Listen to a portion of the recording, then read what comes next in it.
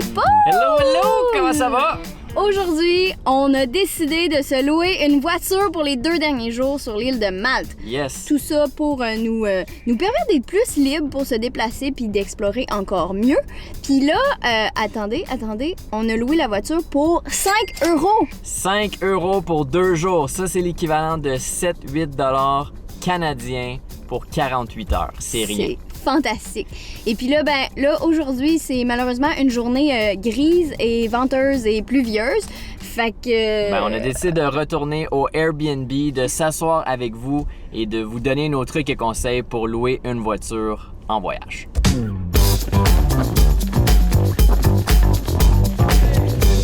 Louer une voiture, bon, c'est pas quelque chose qu'on fait tout le temps.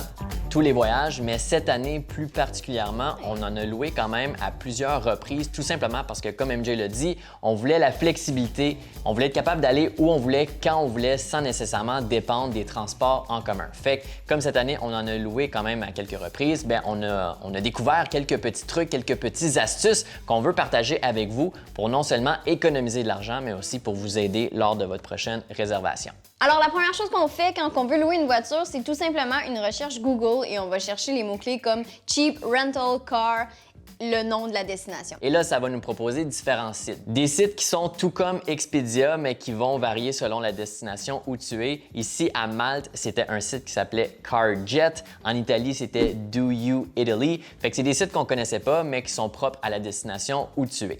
Là, pour trouver la bonne voiture, ça marche un peu comme trouver son billet d'avion. Alors, tu as le droit de changer les facteurs des dates, où tu vas ramasser la voiture, puis les heures à laquelle tu vas ramasser la voiture. Et là, une autre chose qu'on a remarqué, c'est qu'on doit au minimum réserver la voiture 24 heures d'avance parce que les prix sont vraiment différents si on réserve trop à la dernière minute. Comme par exemple, ici à Malte, si on essayait de réserver une voiture dans le prochain 23h59, le prix était environ de 10 à 15 € de plus que si on allait la chercher dans 24 heures ou plus. Fait que juste cette petite minute-là supplémentaire, nous faisait économiser quand même beaucoup de sous à ce moment-là. Aussi, très important quand vous faites vos recherches, sachez que si vous ne déposez pas votre voiture à la même place où vous allez la chercher, il va y avoir un frais supplémentaire aussi. Et ça, c'est vraiment pareil à travers le monde. Le montant va varier d'une place à l'autre, mais c'est souvent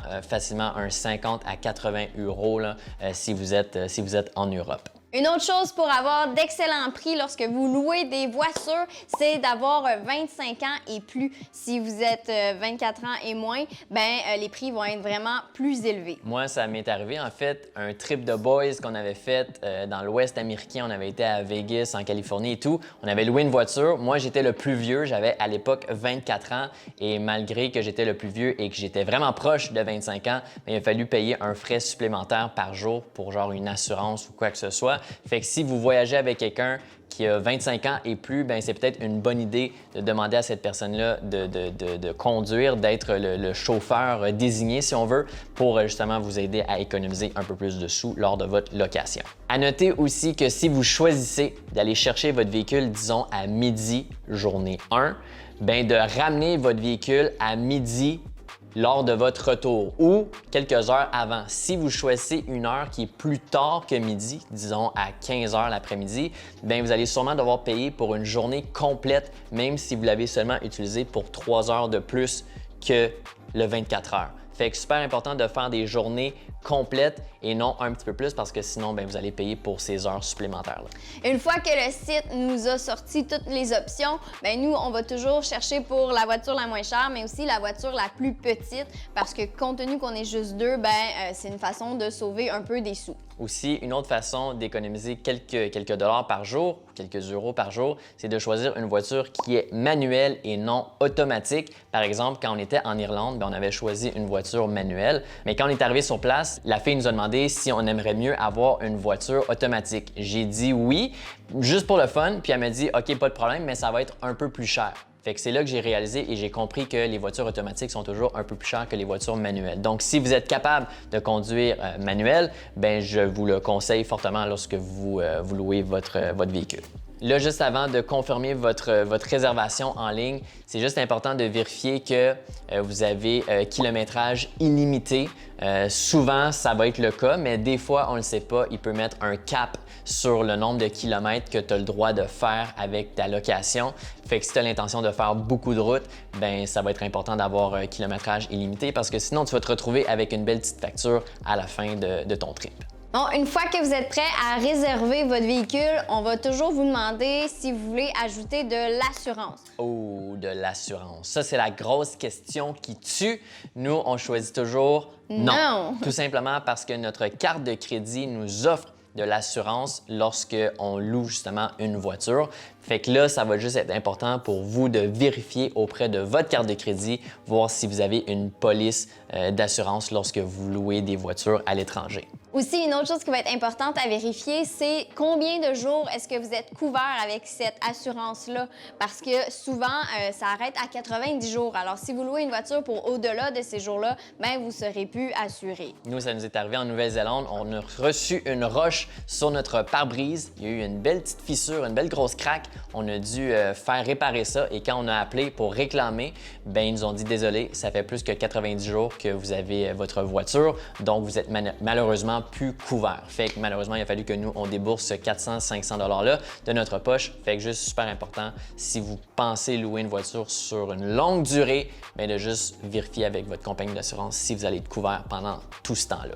Maintenant, c'est l'heure d'aller chercher son véhicule. Ce qui est important d'avoir en main, c'est son passeport, sa carte de crédit et bien évidemment son permis de conduire. Aussi, on vous conseille d'avoir en votre possession votre permis de conduire international. Bon, c'est pas nécessaire dans tous les pays, mais c'est juste bon de l'avoir juste au cas qu'on vous le demande. C'est pas nécessairement au bureau de location de voiture qu'on va vous le demander, mais si vous vous faites arrêter par la police et que vous en avez besoin d'un dans ce pays-là, ben c'est à ce moment-là que vous allez devoir le montrer. Fait que si c'est quelque chose que vous n'avez pas, mais on vous conseille fortement d'aller vous le procurer si vous voulez plus d'informations sur ce sujet. Mais ça tombe bien, on a fait une vidéo complète là-dessus. Le lien sera dans la description de cette vidéo. Quand tu es au comptoir et que tu dois signer les papiers, bien, on va encore t'offrir, avec un grand sourire, des assurances supplémentaires. Et on va essayer de te les vendre parce que veux pas, c'est comme ça que les compagnies font leur argent. Mais bon, nous, comme on l'a mentionné, on refuse cette assurance-là tout simplement parce qu'on en a sur notre carte de crédit. Là, quand vous refusez l'assurance, bien souvent les compagnies vont faire un genre de prélèvement. En fait, ils vont bloquer un certain montant sur ta carte de crédit comme dépôt de sécurité. Donc, au cas où il y aurait quelque chose qui arrive pendant ta location, ben ils vont pouvoir garder ce dépôt-là pour couvrir les frais de réparation. Puis ensuite, ben ça va être à toi de communiquer avec ta compagnie d'assurance pour te faire rembourser pour ce paiement-là. Finalement, on vous a remis les clés, vous êtes prêts à partir, mais c'est vraiment important de juste revérifier autour de la voiture pour s'assurer qu'il n'y a pas de graphing ou quoi que ce soit qui est arrivé au véhicule avant que vous partiez. Là, il y a comme deux options. C'est soit qu'il va y avoir quelqu'un de la compagnie qui va faire le tour avec toi, qui va tout vérifier avec toi et qui va les marquer sur son bout de papier, ou soit qu'on va te donner le bout de papier, le contrat, puis qu'on va dire, bon, ben faites le tour, puis s'il y a de quoi, venez nous le dire. Nous, c'est exactement ça qui est arrivé aujourd'hui. Dans le fond, la dame nous a dit que le véhicule était en parfait état. Mais non, en fait, quand on a fait le tour, bien, on a vite remarqué qu'il y avait des égratignures, qu'il y avait même des petites poques, des marques sur le véhicule. Donc, on a dû les marquer. On a dû aller les faire approuver par quelqu'un du bureau. Puis ensuite, ils ont fait une copie de ça pour que eux, il y a ça dans leur dossier. De cette façon-là, quand on va rapporter le véhicule, il n'y aura pas de surprise d'un bord ou de l'autre pour des trucs que nous, on n'était pas responsables. Fait que super, super important. Même nous, on va jusqu'au point de même prendre des photos de chacune des égratignures, des dommages qu'on aperçoit juste pour se backer. Là, une petite parenthèse au niveau de l'essence, c'est important de ramener la voiture avec le même nombre d'essence qu'il y avait au départ. Oui, souvent, ça va être plein, fait que vous devez ramener le véhicule plein. Si vous ramenez le véhicule avec moins d'essence qu'il y avait quand vous êtes parti, on va vous charger beaucoup. Ça nous est arrivé en fait en Italie, on a juste fait une petite erreur. Il nous manquait une petite barre d'essence, puis dans le fond, ça nous a coûté genre un 35 € de plus parce qu'il y a des frais de service et aussi il y a en fait le frais pour l'essence qui est souvent plus élevé que ce que tu vas payer à la pompe. Fait que juste super important de ramener le véhicule dans le même état. Là, évidemment, il va toujours avoir une petite période d'ajustement. C'est pas partout où on conduit de la même manière, c'est pas partout où on conduit du même sens de la rue. Fait que, évidemment, il va y avoir une petite période d'ajustement par rapport à ça. Des fois, ça peut être 10-15 minutes, d'autres fois, ça peut être une semaine ou deux. Fait que c'est normal s'il y a un léger stress quand vous vous mettez à rouler pour la première fois dans ce nouveau pays-là, mais ça devrait se régler là, en peu de temps. Fait que c'est tout, ce sont nos trucs et conseils quand vous louez une voiture à l'étranger. Yes, si vous avez des questions, n'hésitez pas de nous les poser dans les commentaires sous cette vidéo ici. Sinon, laissez un like sous la vidéo sur notre page si ce n'est pas déjà fait. Puis dans les commentaires, dites-nous, vous autres, quand vous voyagez à l'étranger, est-ce que vous avez l'habitude de louer une voiture? All right, on se revoit la prochaine fois. Ciao! Salut!